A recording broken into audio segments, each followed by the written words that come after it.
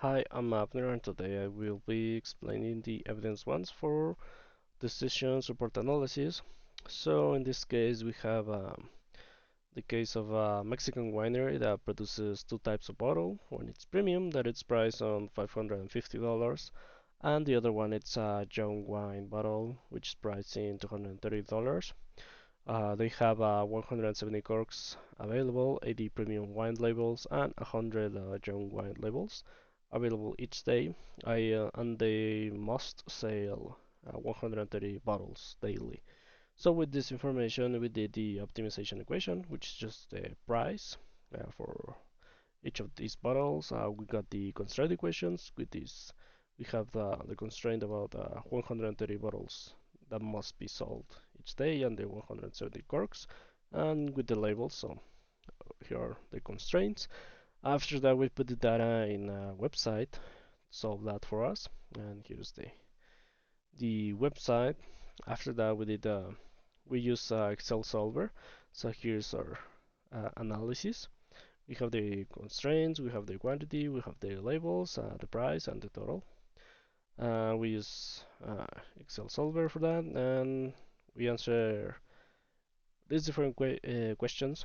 So for us, the best option is to produce 80 bottles of premium wine and 90 bottles of young wine to get the maximum production of bottles according to the data we have.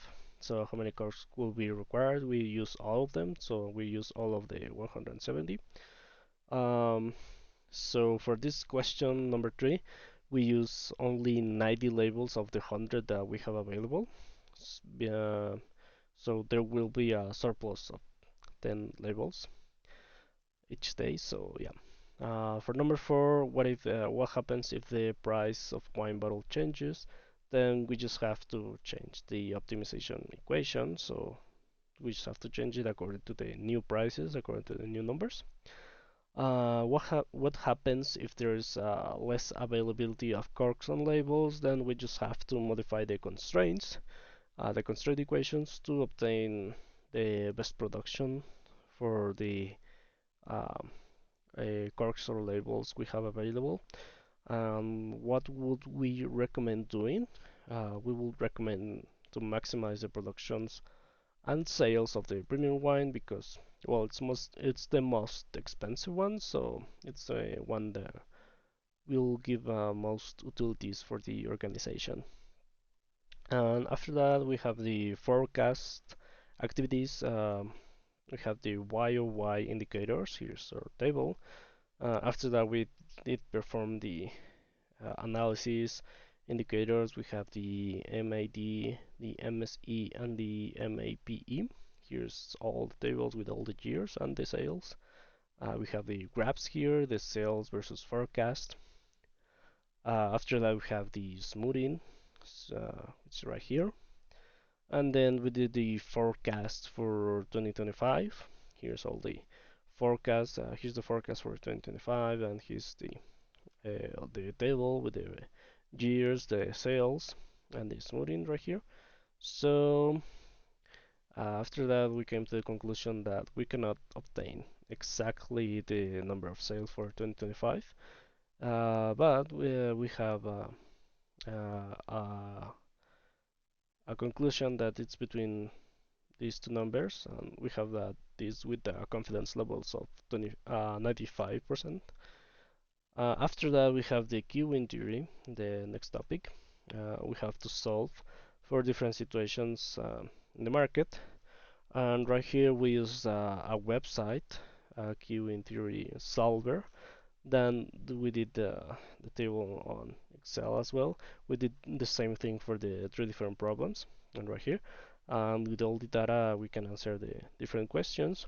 So if the goal is not to exceed 3 minutes of waiting time, what would you recommend?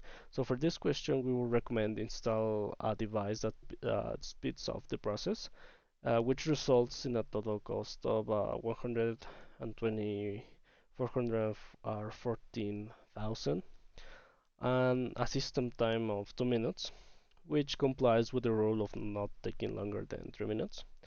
So for the next question, if the customer waiting time in the system is the only criterion for decision making, which option we'll recommend.